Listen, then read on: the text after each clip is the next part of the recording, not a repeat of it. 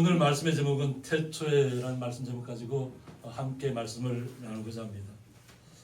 요즘은 뭐 AI가 워낙 발전한 시대다 보니까 어떤 그림이든지 원하는 그림을 자신들이 이미 원하는 로망이 있는 그림을 해달라면 다 AI가 해주더라고요. 그래서 요즘 젊은이들이 가장 보면 접하는 부분들이 한 80% 넘게가 AI로 만든 것에 다 이렇게 침체해 있다고 그래요. 그러니까 실제적인 삶이 아니라 내가 원하는 것, 내가 보고 싶은 것, 꿈꾸는 것 이것으로 갖다가 다 이렇게 AI를 짧게 만들어서 영상을 내보내면 다 사람들이 거기에 다 매료된다는 거죠. 그런데 우리는 실제적인 삶 속에서 주님을 기뻐해야 되고 주님께서 창조하신 세계가 얼마나 아름다운가를 우리는 실제적으로 봐야 될 줄 믿습니다. 이것이 주님께서 우리를 향하신 소망이고 뜻인 줄 믿습니다. 새해 복 많이 받으시기 바랍니다. 아멘. 해피 뉴 이어. 제가 못한 영어를 좀 해봤습니다. 여기는 지리산 천왕봉에서 이렇게 찍은 사진이라고 합니다. 요즘은 우리 뭐 김종우 장로님은 더 잘 아시겠지만은 사진 촬영을 하기 위해서 지리산까지 올라간다는 거. 그리고 요즘은 이제 페이스북에다 보내는 이렇게 사진 그룹이 있습니다. 그룹에다가 자신이 찍은 사진을 이렇게 올려놓습니다. 다 공유해서 하는데 제가 이렇게 페이스북에서 이렇게 그 사진 보니까 천왕봉에서 이렇게 미리 찍어놨더라고요. 찍고 해발이 얼마죠 여기가? 1915m더라고요. 1915m를 올라가서 밤을 새고 올라갔을 거 아니에요, 그죠? 밤새 올라갔을 때 올라가서 거기서 밤을 새면서 그리고 일출이 올라올 때를 기다렸다가 이렇게 찍은 사진인데 우리 김 장로님은 가량산 올라가서 이렇게 밤 새우신 적 있으시죠? 예. 네. 얼마나 추우시던가요? 이 사진이 그냥 나오는 게 아닙니다. 고통을 인내해야만이 그리고 그래야 많은 사람들에게 이렇게 우리는 올라가지 못하잖아요. 1115m를 못 올라가잖아요. 제가 마산에서 목회할 때는 우리 성도님들 모시고 그 지리산은 도로가 잘 돼 있습니다. 그래서 거의 뭐 정상까지는 못 가더라도 제 최정상까지는 차가 가면 거기서부터는 또 걸어가야 되니까 저희들은 성도님들 연세가 있기 때문에 그냥 거기서 잠깐 내려서 기념사진 찍고 이러고는 말았는데 사진을 찍기 위해서 올라가는 분들은 그냥 고통을 인내해야만 되는 거죠. 주의를 견뎌내야만 되고 그렇게 해서 저희들에게 좋은 사진을 또 마음의 기쁨을 주는 사진을 얻을 수 있다는 것입니다.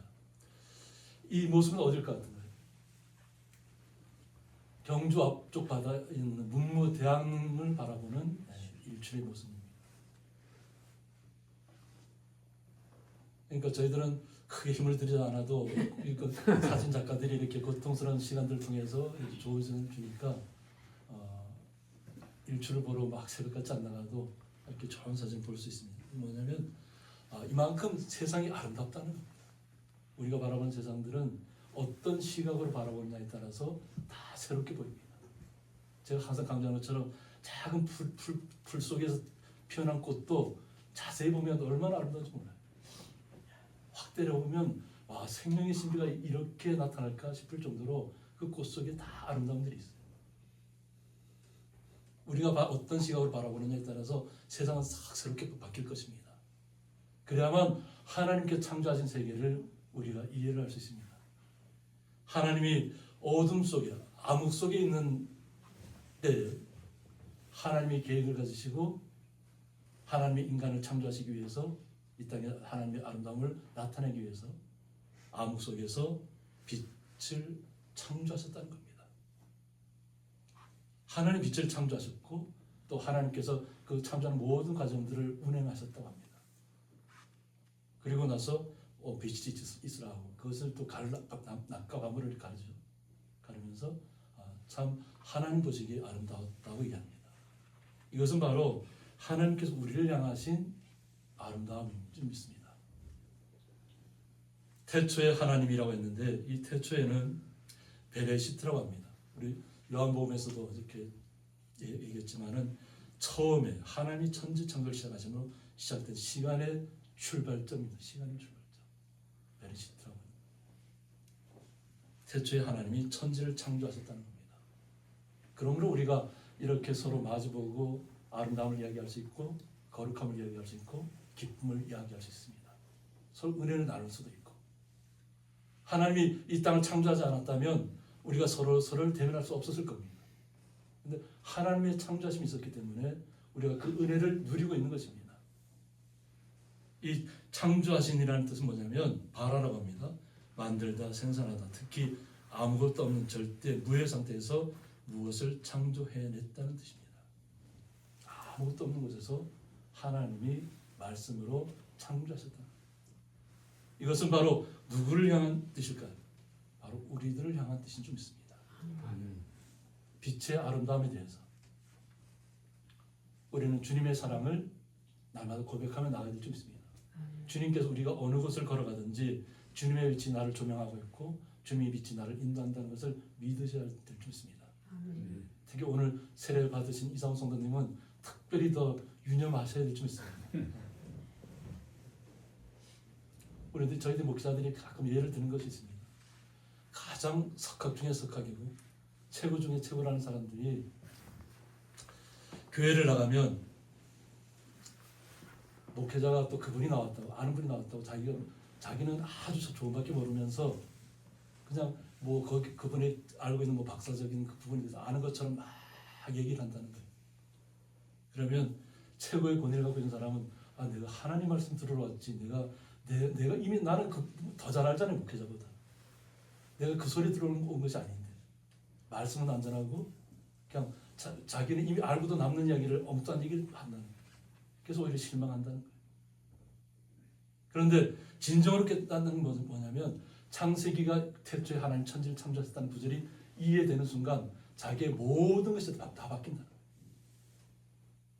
이 태초에 하나님 천지를 창조하셨다는 이야기가 그래서 중요합니다. 이것이 믿어질 때 우리의 삶 자체가 완전히 새롭게 바뀌는 것입니다. 그래서 하나님을 의지하게 되는 것이고 이것이 하나님께서 이 세상을 창조하신 의미입니다. 바로 우리를 향한 거룩한 성도들을 향한 창조 세계가 하나님에 의해서 펼쳐지고 있다는 것입니다. 그때는 땅이 혼돈하고 공허하며 흑암이 깊은 위에 있었다고 했습니다. 땅이 혼돈 가운데 있었다. 아무것도 서로 어떤 것이 서로가 주장할 수 없는 아마 그 당시에는 아마 폭발도 그냥 계속 일어났겠죠. 수천 수만의 별들이 계속 운석들이 떠다니고 있었을 거니까. 그러나 하나님께서 이 모든 것을 새롭게 정리하시는 겁니다. 하나님의 영은 수면 위에 운행하셨다고 했습니다.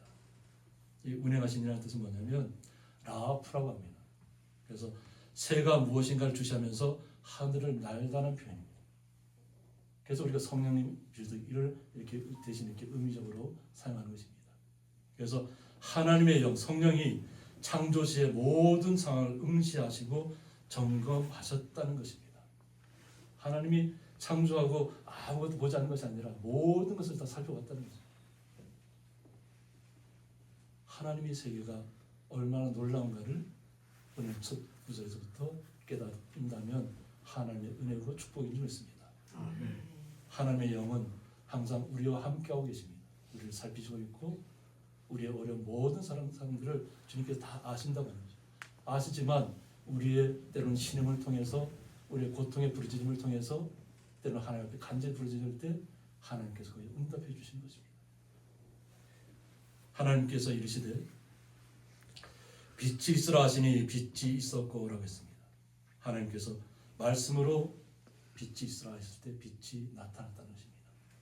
그래서 우리가 이렇게 아름다운 빛을 바라보고 있는 것입니다.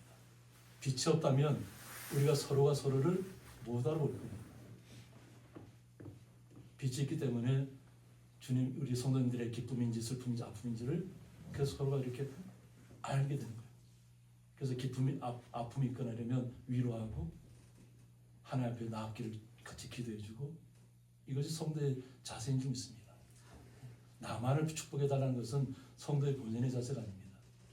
내 아픔도 있고 내 고통도 있지만 그것 보통 다 하나님께서 아십니다. 아시고 그 소리를 듣고 계시고 그러나 우리 주변에 있는 성도님들을 생각하셔서 더욱더 간절히 기도할 때 주님께서는 우리를 더욱더 축복하실 줄 있습니다. 그러면 내가 간구하지 않은 것까지도 하나님께서 우리에게 오셔서 우리를 치유하시고 우리를 새롭게 하실 줄 믿습니다. 그래서 이게 빛이 있고 난 다음에 하나님께서 보시기에 좋았다는 것입니다. 그러니까 하나님이 보시기에 좋았다는 것은 아름답게 모든 것이 잘 진행되고 있다는 것입니다. 하나님의 계획한 대로 잘 진행되고 있다는 것이고, 이것을 하나님의 빛과 어둠을 나누셨다고 했습니다.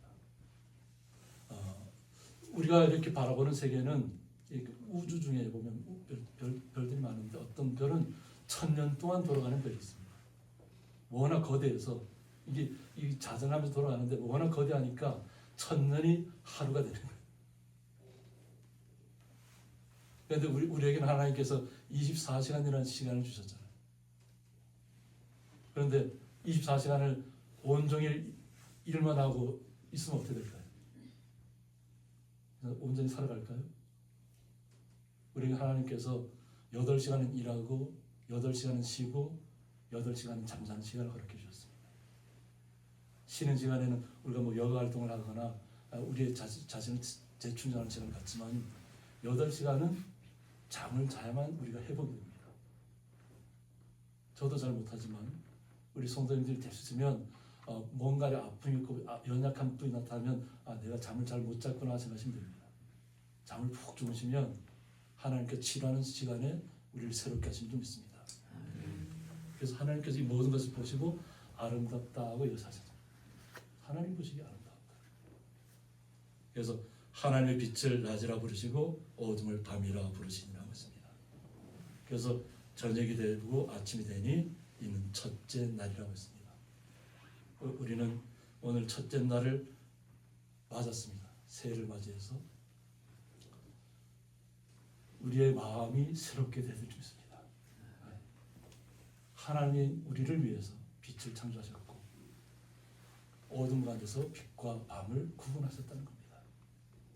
그래서 우리가 어둠이 찾아왔을 때는 우리가 쉬는 시간인 줄 믿으시면 됩니다. 그리고 푹 주무시기 바랍니다. 그리고 아침에 동뜰 때 새롭게 깨어나시기 바랍니다. 그리고 주님 앞에 감사하시기 바랍니다. 주님 앞에 감사하면 정말 대초에 하나님이 천지를 창조하셨다는 이야기가 우리 마음속에 깊이 새겨질 줄 믿습니다. 땅이 혼돈하고 공허하며 흑암의 깊음이 있고 하나님의 영은 수면 위에 운행하신다고 했습니다. 항상 하나님께서는 우리를 살피시고 있다는 것을 믿으셔야 합니다. 항상 난다고 표현했잖아요. 날면서 온 세계에 있는 모든 사람들을 다 살피시는 거예요. 그러므로 이 빛을 온전히 우리가 마음속에 받아들였다면 주님의 생명이 우리 안에 와 있는 것입니다. 주님의 생명이 내 안에 있으면 내 안에 빛이 있는 것이고 내가 빛의 자녀로 거듭났다는 것입니다. 오늘 세례 받으신 이상훈 성도님도 빛의 자녀로 하나님이 택하셨다는 것입니다. 우리 김종환 성도님도 앞으로 이렇게 세례 교육 받으시고 세례 받게 되면 정말 놀라운 일이 나타나게 되죠. 받으셨?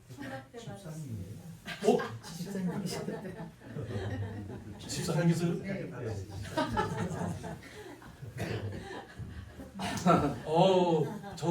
제가 전혀 몰랐습니다. 이제는 앞으로 김정환 집사님이라 불러드려요. 아니요, 받은 것은 그대로 사용하시면 됩니다. 제가 미처 몰랐습니다. 우리 앞으로 이제 집사님이라 불러주시기 바랍니다. 아멘. 우리 다시 한번 박수 주시기 바랍니다. 감사합니다. 이제라도 알게 하시니 감사합니다. 다 같이 함께 기도하도록 하겠습니다.